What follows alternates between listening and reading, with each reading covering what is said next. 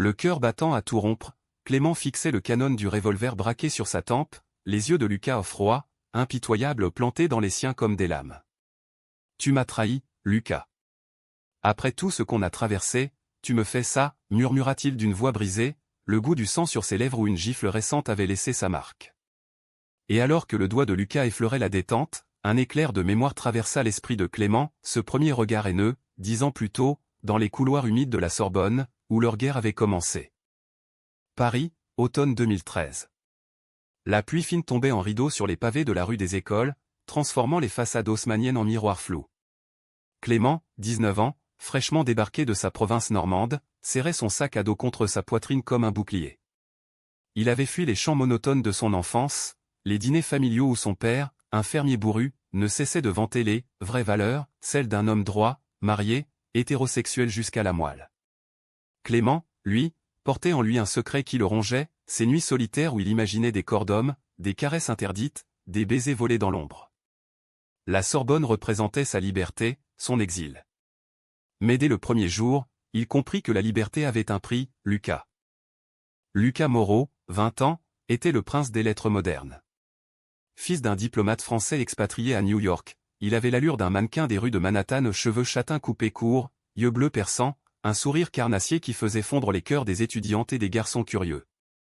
Il parlait avec l'accent traînant d'un Américain qui avait trop traîné dans les cafés de Greenwich Village, mélangeant slang yankee et argot parisien avec une aisance insolente. À la fac, il régnait, leader d'un cercle d'intellos branchés, organisateur de soirées clandestines dans des lofts du Marais, où le vin coulait à flot et les joints passaient de main en main. Mais sous cette façade charismatique bouillonnait une rage sourde, héritée d'un père absent et d'une mère qu'il avait abandonné pour un amant plus jeune. Lucas haïssait les faibles, les hésitants et Clément, avec son air de provincial timide, son accent roulant et ses chemises trop amidonnées, incarnait tout ce qu'il méprisait. Leur première collision eut lieu en amphithéâtre, lors d'un séminaire sur Proust. Clément, assis au 3e rang, leva la main pour commenter à la recherche du temps perdu. Marcel voit dans Albertine non pas une femme, mais un mystère androgyne, une projection de ses propres désirs refoulés. Sa voix tremblait légèrement, mais ses mots portaient une vérité intime, trop intime peut-être. Lucas, affalé au fond, éclata d'un rire moqueur qui fit se retourner la moitié de la salle. Oh, le petit Normand qui joue les queer théoristes. T'as lu Proust dans un manuel pour ados, ou c'est juste pour draguer les profs?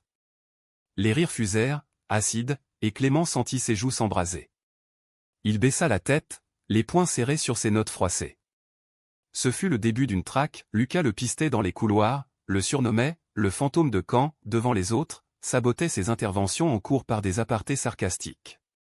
Clément, isolé, se réfugia dans la bibliothèque François Mitterrand, ses tours de verre froides où il noircissait des carnets de poèmes inavouables, des vers sur des amours impossibles. Pourtant, au fil des semaines, une étrange fascination s'insinua.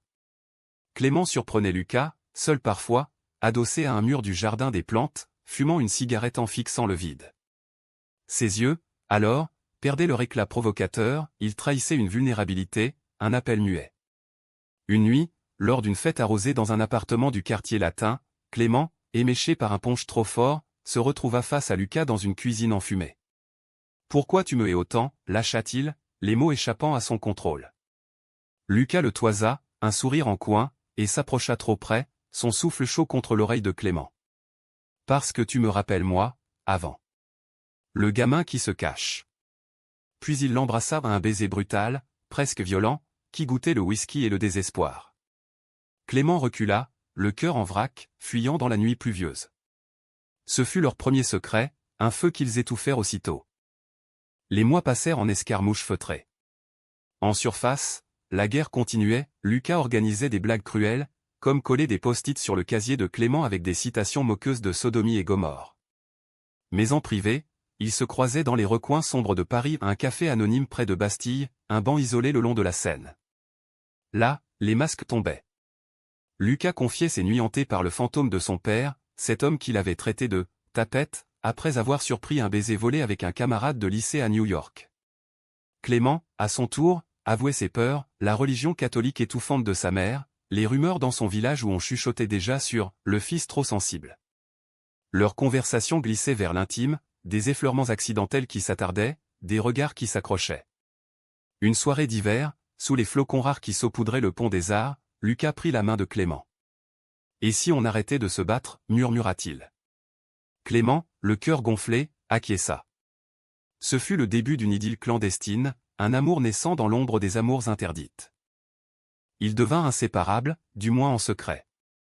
Des promenades nocturnes dans le Marais, où les vitrines des librairies LGBTQ+ scintillaient comme des promesses. Des nuits passées dans le minuscule studio de Lucas, près de la place de la Contrescarpe, où leurs corps s'entremêlaient dans une danse maladroite mais passionnée.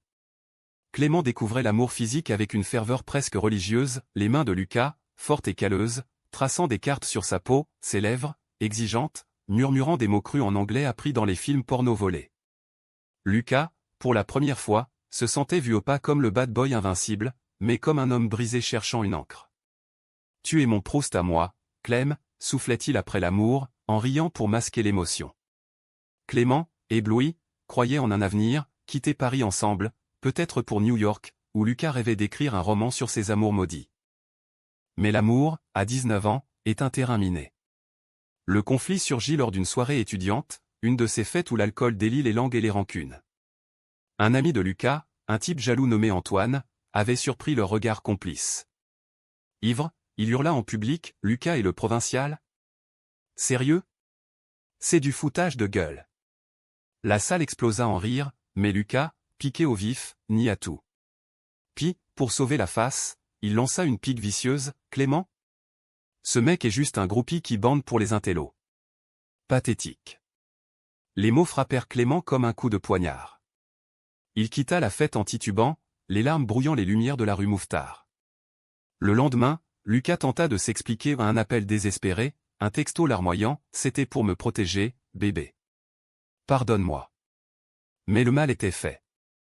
Clément, blessé dans son orgueil et son cœur, coupa les ponts. Il changea de séminaire, évita les lieux hantés par Lucas. La guerre reprit, plus sournoise, des rumeurs circulant sur les réseaux sociaux, Clément accusé d'être un « faux gay » en quête d'attention. Pourtant, le destin, ce farceur parisien, avait d'autres plans. 2 ans plus tard, en 2015, alors que Clément achevait sa licence en littérature, un stage à la maison d'édition Gallimard le ramena dans l'orbite de Lucas. Ce dernier, désormais assistant éditorial, avait perdu de son éclat, les fêtes excessives avaient creusé des cernes sous ses yeux, et un chagrin d'amour récent avec un Américain volage l'avait rendu amer. Leur première rencontre professionnelle fut un choc, dans une salle de réunion aux murs tapissés de livres jaunis, leurs regards se croisèrent, chargés d'électricité. « Clément » murmura Lucas, la voix rauque. « Oublie mon nom » répondit Clément, froid comme la Seine en hiver. Mais le travail les força à collaborer sur un manuscrit queer, un roman sur 2 amants ennemis à la fac. La ironie était cruelle, chaque ligne qu'il relisait ravivait les braises. Au fil des semaines, les barrières craquèrent. Une pause cigarette sur le balcon de l'éditeur, surplombant la rue Sébastien-Bottin, et Lucas craqua, « J'ai merdé, Clem. Ce soir-là, j'avais peur. Peur de moi, de nous. » Clément, adossé à la rambarde, sentit sa colère fondre comme neige au soleil. Et moi, j'avais peur d'aimer un cauchemar. Ils s'embrassèrent là, sous la pluie fine, un baiser plus tendre, plus mûr. L'amour renaquit, plus fort, teinté de cicatrices. Ils emménagèrent ensemble dans un appartement du 11e arrondissement, un 2 pièces au plafond haut et au parquet qui grinçait comme des confidences. Paris devint leur toile, des dîners aux chandelles dans des bistrots de Belleville, des week-ends à Deauville où ils marchaient main dans la main sur la plage, défiant les regards curieux. Mais le passé n'est jamais loin. En 2018, alors que leur relation s'approfondissait, Lucas publiant son premier roman, un succès modeste inspiré de leur histoire, Clément devenant correcteur freelance, une ombre surgit, Antoine, l'ancien ami traître, réapparut comme ghostwriter pour un projet de Lucas. Jaloux de leur bonheur, il fouilla dans les mails anciens, exhumant des preuves de leur idylle naissante. Lors d'une signature de livre au Salon du Livre, il balança tout en public, « Ton héros gay ? C'est juste une vengeance contre ton ex-flirt foireux. » Le scandale éclata. Les critiques titrèrent sur le « plagiat sentimental », les fans se divisèrent. Lucas, humilié, accusa Clément en privé, « C'est ta faute, si t'avais pas été si faible à l'époque. » La trahison d'Antoine devint la leur, dispute violente, nuit blanche, Clément dormant sur le canapé usé. Le climax arriva un soir d'orage, en plein cœur de l'été 2019. Clément, rentrant d'une soirée arrosée avec des amis queer du centre LGBT, trouva Lucas effondré sur le sol, une bouteille de cognac à la main. « Je t'aime, mais je te hais pour ce que tu fais de moi », sanglota Théil. Clément, le cœur serré, s'agenouilla. Et si on arrêtait de fuir? Ils firent l'amour cette nuit-là, un acte de rédemption fiévreux, où chaque caresse effaçait une blessure. Mais le doute persistait. Lucas, hanté par son passé, proposa une pause, « J'ai besoin de temps, pour écrire, pour respirer. » Clément, dévasté, accepta. Les mois suivants furent un purgatoire, Lucas partit pour un voyage en Italie, laissant Clément seul avec ses fantômes parisiens. De retour à Paris, Lucas trouva la ville changée où était celui. Les boulevards grouillaient d'une énergie post-Covid, masques jetés aux orties, terrasses bondées de rires libérés. C'était l'été 2021, et Clément avait reconstruit sa vie, un nouveau job comme éditeur junior chez Flammarion, un cercle d'amis solides au café de Flore, où il sirotait des espressos en discutant de Butler et de Foucault. Il avait même entamé une thérapie, ses séances confidentielles dans un cabinet du 5e où il dénouait les nœuds de son enfance refoulée. Lucas, amaigri par des nuits d'insomnie en Toscane, le croisa par hasard au marché d'Aligre. Clément, panier à provisions en main, riait avec un vendeur de fromage. Le choc fut viscéral. « Clem » balbutia Lucas, la voix écorchée. Clément se figea, son sourire s'effaçant comme un voile. « Lucas. Tu reviens des morts ?» Ils parlèrent des heures, assis sur un banc du square Trousseau, sous les marronniers en fleurs. Lucas avoua tout, son manuscrit inachevé, inspiré de leur séparation, une histoire de deux amants séparés par la trahison mais unis par le destin. « J'ai compris, en marchant seul dans les vignes de Chianti, que tu étais ma trame, mon intrigue. Sans toi, rien. » Clément, les yeux humides, toucha sa main à un geste simple, chargé d'années. « Et moi, j'ai appris à m'aimer seul. Mais Dieu, que tu m'as manqué. » Leur réconciliation fut lente, comme un vin qui mûrit, dîner timide dans des brasseries de Montparnasse, où ils évitaient les sujets épineux, promenade vespérale le long du canal Saint-Martin, où les péniches glissaient comme des souvenirs apaisés. L'amour revint, plus profond, imprégné d'une maturité conquise à la dure. Lucas, guéri de ses démons, proposa enfin, « Épouse-moi, Clem. Fais de moi ton pour toujours. » Le mariage, en juin 2022, fut un conte de faits urbains. Une cérémonie civile à la mairie du 4e, entourée d'amis et de familles triées sur le volet. La mère de Clément, réconciliée après des années de lettres patientes, le père de Lucas, absent mais remplacé par un oncle bienveillant. La réception, dans un loft du Marais loué pour l'occasion, vibrait d'une joie contagieuse, drag queens animant la piste, discours larmoyants de potes de fac repentis, un gâteau aux saveurs de Normandie en clin d'œil à Clément. Sous les guirlandes lumineuses, Lucas glissa l'alliance au doigt de Clément, de cauchemar à rêve, mon amour.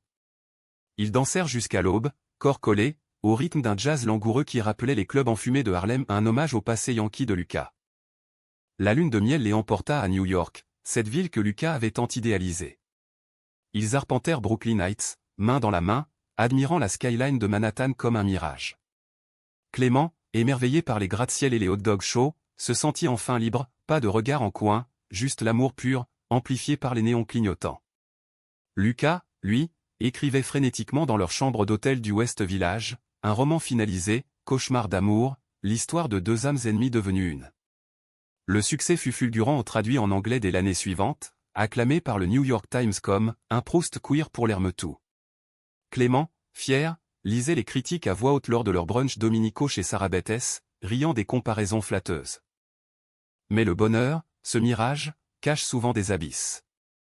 En 2023, alors que leur vie s'installait dans une routine dorée à un appartement plus grand dans le 7e, avec vue sur la tour Eiffel scintillant comme un clin d'œil nightly, la trahison ressurgit sous une forme insidieuse. Antoine, l'ombre du passé, avait monté en grade, désormais agent littéraire, il contacta Lucas pour un deal juteux avec une major hollywoodienne. Adaptation de cauchemar d'amour en film, avec un budget oscarisable. Lucas, flatté, accepta sans consulter Clément. Les réunions se multiplièrent, dîners tardifs dans des restos étoilés du 8e, nuit blanche à peaufiner le scénario. Clément, sentant l'éloignement, rongeait son frein. « C'est juste du boulot, mon cœur », minimisait Lucas, les yeux fatigués mais brillants d'ambition. Le conflit éclata lors d'une projection test, en automne 2024. Le film, tourné en partie à Paris avec des acteurs bancables, un Français pour Clément, un Américain charismatique pour Lucas, déformaient leur histoire, la trahison d'Antoine glorifiée en twist dramatique, leur amour réduit à un cliché romantique hollywoodien. Clément, invité d'honneur, quitta la salle en larmes avant la fin. « C'est pas nous. Tu nous vends pour un Oscar », hurla-t-il à Lucas dans les coulisses, sous les flashs des paparazzi. Lucas, pâlissant, balbutia, « C'est pour notre avenir, Clem. Pour qu'on soit riche, libre. » Mais les mots sonnaient faux. Antoine, tapi dans l'ombre, avait semé le doute, des rumeurs de liaison entre Lucas et le réalisateur, un beau gosse new-yorkais aux allures de clownet. La crise s'amplifia. Clément, rongé par la jalousie et l'insécurité, fouilla le téléphone de Lucas une nuit d'insomnie. Des messages ambigus, « Rendez-vous demain, secret. » Baiser, elle, le cœur en miettes, il confronta Lucas au petit matin, dans leur cuisine baignée de lumière pâle. « Qui c'est, ce secret ? Antoine t'a retourné la tête. » Lucas, acculé, explosa, « T'es parano, comme à la fac. Toujours à douter, à me brider. » Une gifle partit au pas de Clément, mais de Lucas, un geste impulsif qu'il regretta aussitôt. Le silence qui suivit fut assourdissant. Clément, la joue rougie, ramassa ses affaires et claqua la porte, errant dans les rues de Paris comme un fantôme. Les semaines suivantes furent un chaos émotionnel. Lucas, seul dans l'appartement vide, sombra dans la déprime, bouteilles entassées, manuscrits inachevés, appels désespérés à des amis qui ne répondaient plus. Il comprit, trop tard, que l'ambition l'avait aveuglé. Antoine, opportuniste, profita du vide pour le manipuler, laisse tomber ce boulet provincial.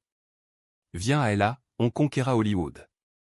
Mais Lucas, au bord du gouffre, se rappela leurs vœux, dans la joie et la peine, dans la santé et la maladie. Il prit le train pour Deauville, là où ils avaient scellé leur premier « Je t'aime » post-réconciliation. Clément, hébergé chez un ami à Caen, reçut un texto « Viens. On parle. » Sur notre plage. La rencontre fut un ouragan. Sous un ciel d'octobre chargé de nuages, ils s'affrontèrent sur le sable humide. « Tu m'as giflé, Lucas. » Comme un cauchemar qui revient, sanglota Clément, les vagues léchant leurs pieds nus. Lucas s'agenouilla, les larmes coulant librement, « J'ai trahi ce qu'on est. Pas avec un autre, c'était Antoine, qui me poussait à couper les ponts pour le film. Mais je refuse. Je refuse de te perdre encore. » La vérité éclata, pas d'adultère, juste la manipulation d'un ancien ennemi. Clément, brisé mais soulagé, l'aida à se relever. Ils s'embrassèrent sous la pluie qui s'abattait, un baiser salé de mer et de regret, scellant une promesse renouvelée. De retour à Paris, ils firent le ménage, Lucas rompit avec Antoine et le studio, optant pour une auto-édition de la suite de leur histoire, fidèle et intime. Clément, fort de sa thérapie, posa des limites, plus de secrets. On affronte ensemble. Leur amour, forgé au feu des trahisons, devint un roc. Ils adoptèrent un chat errant, un félin gris nommé Proust, et repeignirent l'appartement en ton chaud, effaçant les ombres du passé. L'hiver 2024 enveloppa Paris d'un manteau de givre, transformant la ville en une carte postale mélancolique. Clément et Lucas, réconciliés, naviguaient les fêtes de fin d'année avec une tendresse nouvelle. Un sapin modeste dans leur salon, orné de guirlandes DIY et de photos polaroïdes de leur voyage, des dîners avec la famille élargie, où la mère de Clément, désormais alliée farouche, toquait fièrement à la santé de ses deux gendres. Lucas, libéré du poids hollywoodien, se plongea dans l'écriture d'un nouveau roman, Rédemption sur la scène, une exploration nuancée de la jalousie queer dans un monde post-pandémie. Clément, son premier lecteur, corrigeait les épreuves lors de soirées cosy, lové sur le canapé avec Proust ronronnant entre eux. Mais la vie, impitoyable scénariste, réservait un twist inattendu. Au printemps 2025, Lucas apprit une nouvelle qui ébranla leur équilibre, un diagnostic de leucémie, stade précoce, détecté lors d'un bilan de routine. Le médecin, un oncologue bienveillant de l'hôpital Saint-Louis, fut clair, traitable, avec chimiothérapie et greffe si besoin. Mais il faut agir vite. Lucas, stoïque en surface, s'effondra en privé. « Et si je te laisse, Clem ? Après tout ce bordel, je mérite pas ça. » Clément, le cœur serré comme dans un étau, le serra contre lui, on affronte. Ensemble. Comme toujours. La maladie devint leur nouveau champ de bataille, un conflit intime contre l'invisible ennemi. Les mois suivants furent un tourbillon d'émotions. Lucas entama les traitements, sessions épuisantes à l'Institut Curie, où les couloirs sentaient l'antiseptique et l'espoir fragile. Clément veillait, infatigable, soupe maison inspirée des recettes normandes de sa grand-mère, promenade courte dans le Luxembourg quand les forces revenaient, nuit où il lisait à voix haute des extraits de Du côté de chez Swann pour ancrer Lucas dans la beauté du monde. Leur amour s'approfondit dans l'adversité ou des caresses plus douces, des « je t'aime » murmurés comme des prières. Lucas, entre deux nausées, écrivait des lettres pour Clément, des poèmes sur la fragilité du corps masculin, publiés anonymement dans une revue queer en ligne. « Tu es mon remède, mon amour », confiait-il, les yeux brillants malgré la fatigue. Le conflit surgit, inévitable, quand la famille de Lucas refit surface. Son père, l'ancien diplomate, atterrit de New York pour soutenir son fils. Mais son soutien était empoisonné, des remarques acides sur « cette phase gay qui complique tout », des suggestions voilées de « rentrer aux States pour de vrais soins ». Lors d'un dîner tendu dans leur appartement, il lâcha « Lucas, ce Clément. Il te retient. Laisse-moi t'emmener, on réglera ça en privé. » Lucas, pâle sous sa casquette de chimiothérapie, explosa « Papa, c'est lui qui me sauve. Toi, t'as toujours fui. » Clément, blessé mais solide, quitta la table, « Je vous laisse régler vos fantômes. » La nuit, seul dans la chambre d'amis, il pleura pour la première fois depuis le diagnostic, peur de perdre Lucas, peur d'être perçu comme un fardeau. Le lendemain, une confrontation explosive éclata au chevet de Lucas, revenu d'une séance. « Ton père veut te séparer de moi. » « Il a raison » demanda Clément, la voix tremblante. Lucas, relié à une perfusion, prit sa main, « Jamais. C'est ma plus grande trahison à moi-même, si je le laissais gagner. » Ils appelèrent le père ensemble, une mise au point virulente par visio, « Accepte-nous, ou disparaît. » L'homme, brisé par ses propres regrets, s'excusa maladroitement un pas timide vers la rédemption familiale. Ce moment cathartique libéra Lucas, il entama une thérapie parallèle, déconstruisant l'héritage toxique de son enfance binationale. L'été apporta un répit. Les traitements semblaient efficaces, les analyses montraient une rémission partielle. Pour célébrer, ils s'échappèrent à la campagne normande, chez les parents de Clément. Une maison en pierre près de Honfleur, avec jardin potager et vue sur l'estuaire de la Seine. Là, loin du tumulte parisien, ils redécouvrirent la simplicité, barbecues improvisés avec des fruits de mer frais, balades à vélo sur des routes bordées de pommiers, nuit sous les étoiles où Lucas, guéri provisoirement, faisait l'amour à Clément avec une urgence renouvelée.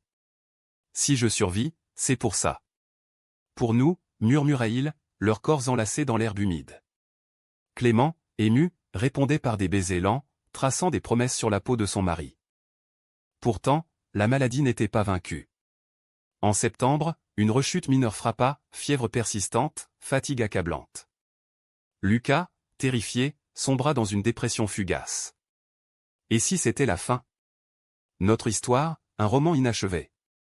Clément, invoquant leur résilience, organisa une surprise, un voyage à Venise, ville des amours éternels. Glissant sur les canaux en gondole privée, ils renouvelèrent leurs vœux sous le pont des soupirs, un rituel païen, avec anneaux gravés, de l'ombre à la lumière. Lucas, les larmes aux yeux, rit pour la première fois depuis des semaines, « T'es mon Hollywood à moi, Clem. » Sans effets spéciaux, juste vrai. De retour, la greffe de moelle osseuse devint l'horizon. Clément se porta d'honneur au compatible, miracle du sang partagé. L'opération, en novembre 2025, fut un succès relatif, Lucas entra en isolement, une bulle stérile à l'hôpital où Clément communiquait par interphone, lisant des chapitres de son nouveau manuscrit. Les jours s'étirèrent en attente fiévreuse, ponctués de visites masquées, de mains pressées à travers une vitre. Lucas, affaibli mais combatif, dictait ses idées, « Notre fin sera heureuse, parce qu'on l'écrit ensemble. » Au fil des visites, des souvenirs affluaient. Clément se rappelait leur première trahison, à la fac où ce baiser volé, nié par peur. On était si jeunes, si idiots, soupirait Lucas, relié à ses machines. Et maintenant, on est vieux sages. Leur dialogue, tissé de rires et de pleurs, tissait un filet de sécurité émotionnelle. Dehors, Paris bruissait, manifestation pour les droits queer, où leurs amis brandissaient des pancartes, « Amour sans frontières ». Clément, militant à ses heures, y puisait force. La sortie de l'isolement, en décembre, fut une renaissance. Lucas, chauve et fragile, rentra chez eux sous une neige rare. Clément avait transformé l'appartement en cocon, bougies parfumées à la lavande, playlist de jazz new-yorkais, un dîner de crêpes normandes. Leur étreinte, ce soir-là, fut chaste mais profonde, un effleurement d'âme. Merci de m'avoir attendu, mon cauchemar devenu rêve, souffla Lucas. Clément, les yeux clos, répondit, c'est nous le rêve, maintenant. Le nouvel an 2026 s'annonçait sous des auspices fragiles mais lumineux. Lucas, en rémission complète après la greffe, reprenait des forces à pas mesurés, promenade courte dans le jardin des Tuileries, où les statues de marbre semblaient veiller sur leur convalescence, consultations régulières qui confirmaient la stabilité. Clément, son pilier, jonglait entre travail et soins, des matins à relire des épreuves chez Flammarion, des après-midi à masser les épaules endolories de Lucas, des nuits à veiller sur son sommeil agité. Leur amour, passé par le creuset de la maladie, émergeait purifié une flamme bleue, stable, qui illuminait les fissures du quotidien. Pourtant, un nouveau conflit couvait, plus subtil, l'ambition renaissante de Lucas. Son roman Rédemption sur la scène attira l'attention d'un festival littéraire à Berlin, une invitation pour une lecture publique. J'y vais, Clem. C'est mon retour sur scène, annonça-t-il un soir, les yeux pétillants. Clément, supportive en surface, sentit une pointe d'angoisse, et si la fatigue. Lucas, piqué, rétorqua, je suis pas en porcelaine. Arrête de me couver comme un invalide. La dispute, contenue, révéla une faille, la peur de Clément de revivre la perte, le besoin de Lucas de reconquérir son indépendance. Ils en parlèrent lors d'une séance de couple-thérapie, adoptée post-greffe, un espace neutre où leur vulnérabilité se dénouait comme des nœuds gordiens. J'ai peur de te perdre à nouveau, pas à la maladie, mais à la vie qui t'appelle ailleurs, avoua Clément, la voix basse dans le cabinet lambrissé. Lucas, prenant sa main, répondit, et moi, j'ai peur d'être défini par la leucémie, pas par l'amour ou l'écriture. On équilibre, d'accord? Leur thérapeute, une femme sage aux lunettes rondes, hocha la tête, l'amour mature, c'est ça, danser avec les peurs. Ils rentrèrent enlacés, s'arrêtant pour un café au Procope, berceau des Lumières, où ils trinquèrent à « Nous », version 2.0. Le voyage à Berlin fut un triomphe modeste mais exaltant. Lucas lut des extraits devant une salle comble, sa voix encore un peu rauque mais vibrante d'authenticité. Clément, en coulisses, observait avec un mélange de fierté et de tendresse, son mari, ce phénix, renaissant des cendres. La nuit, dans leur hôtel près de l'Asprey, ils firent l'amour avec une urgence joyeuse au corps marqué par les cicatrices, mais libre. « T'es mon public le plus exigeant », murmura Lucas, essoufflé. Clément rit, et toi, mon meilleur chapitre. De retour à Paris, la vie reprit son cours, enrichie de rituels. Des vendredis soirs au cinéma Le Champeau, projection de films queer comme Brokeback Mountain revisité, des dimanches à brocanter sur les puces de Saint-Ouen, chinant des vinyles de Billie Holiday pour la collection de Lucas. Leur cercle s'élargit, un couple d'amis new-yorkais, expatriés pour le boulot, les initia au brunch fusion franco-américain en pancakes aux myrtilles et croissants au beurre. À travers eux, Lucas reconnecta avec ses racines yankees, des appels Zoom avec sa sœur, une lesbienne militante de San Francisco, qui taquinait, frangin, t'as enfin trouvé ton happy end à la française. Mais la trahison, ce spectre, revint hanter sous une forme inattendue. En mars 2026, un mail anonyme atterrit dans la boîte de Clément, des photos volées d'Antoine, l'ancien Némésis, publiées dans un tabloïd People. L'article, sensationnaliste, déterrait leur passé, le romancier gay de Paris, un plagiat amoureux. L'ex-amant parle. Antoine, aigri par son échec hollywoodien, vendait une version déformée accusant Lucas d'avoir volé leur histoire commune pour son premier roman, minimisant le rôle de Clément en « muse éphémère ». Le scandale numérique explosa, tweets viraux, forum littéraire en ébullition, un appel de leur éditeur pour une déclaration urgente. Lucas, en pleine promotion de son nouveau livre, fut terrassé. Pas encore ça, gémit-il, effondré sur le lit. Clément, furieux, contacta un avocat, on le démolit. Mais Lucas, plus sage, opta pour la vérité, une interview live sur France Culture, où il raconta tout, la fac, la haine, l'amour, les trahisons multiples. Antoine n'est qu'un chapitre clos. Clément est mon livre entier. La réponse du public fut émouvante, un hashtag amour vrai trending, des messages de soutien de lecteurs touchés par leur résilience. Antoine, exposé, s'effondra en excuses publiques, un mea culpa forcé qui ferma le cercle. Ce climax médiatique, loin de les briser, les unit plus. Ils lancèrent un podcast conjoint, Amour en vrille, des entretiens sur les relations queer, mêlant humour yankee et introspection française. Invités, auteurs, activistes, même le père de Lucas, pour un épisode émouvant sur la réconciliation familiale. Les écoutes grimpèrent, transformant leur intimité en phare pour d'autres âmes errantes. L'été 2026 les trouva à la campagne, chez Clément, pour un break salvateur.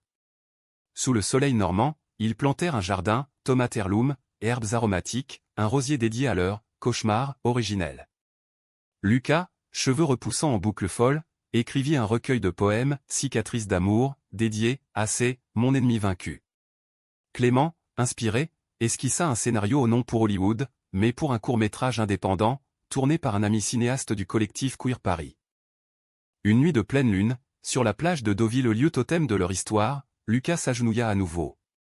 Pas pour un mariage, mais pour une promesse, si la maladie revient, on l'affronte. Si la vie nous sépare, on se retrouve. Tu es mon horizon, Clem.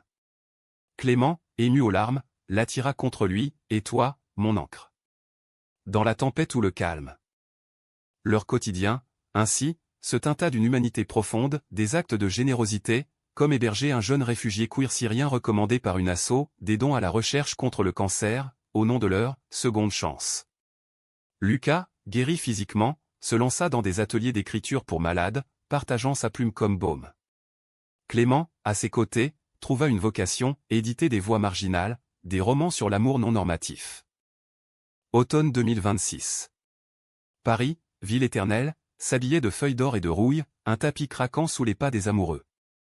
Clément et Lucas, mariés depuis 4 ans, incarnaient désormais un couple iconique dans les cercles littéraires queer, invités d'honneur à des soirées du Centre Pompidou, conférenciers sur la résilience amoureuse à la Sorbonne, l'ironie du sort, dans le même amphithéâtre de leur guerre originelle. Leur appartement du 7e, avec ses bibliothèques croulantes et ses tableaux abstraits chinés à Montmartre, respirait la vie accomplie, Proust le chat ronronnant sur un coussin, un tableau de bord de la mer normande accroché au-dessus du lit conjugal. Pourtant, sous cette quiétude, un dernier conflit mijotait au nom une trahison externe, mais une introspection douloureuse.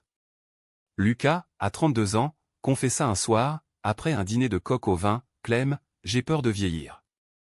De ne pas avoir laissé assez. Un enfant, peut-être ?» Clément, surpris, posa sa fourchette. L'idée d'une famille avait toujours été tabou, trop de fantômes parentaux, trop de combats pour l'amour seul. Et si on adoptait ? Un gamin comme nous, paumé dans le système. La discussion s'étira en nuit blanche, révélant des failles, la peur de Clément de reproduire les silences de son père, le désir de Lucas de perpétuer un legs, inspiré par sa sœur et ses neveux à San Francisco. Le débat devint un tourbillon émotionnel. Lors d'une escapade à Lyon, ville des Lumières rivales, ils visitèrent un orphelinat recommandé par une asso. Un garçon de 8 ans, Amir, aux yeux sombres et au sourire timide, vola leur cœur, orphelin d'une famille immigrée, rêvant d'histoires comme Lucas. Il me ressemble, à la fac, murmura Clément, ému. Mais le processus administratif, paperasse interminable, entretien psychologiques intrusifs réveilla des démons. Un assistant social, maladroit, questionna leur stabilité post-maladie. Lucas explosa, on a survécu à la haine, au cancer et vous doutez de nous pour un bout de papier. Clément, apaisant, le retint, c'est leur job.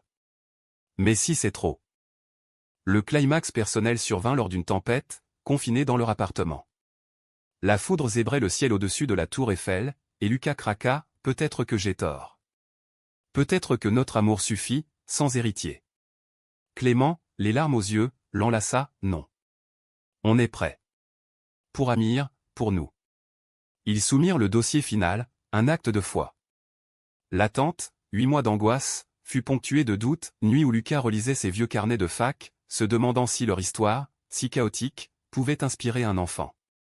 Clément, pragmatique, prépara la chambre d'amis, lit superposé, étagère pour compte, un poster de Paris illuminé. La nouvelle arriva un matin de mai 2027, sous un soleil printanier, approbation. Bienvenue, Amir. L'émotion les submergea aux pleurs, rires, un appel frénétique à la famille.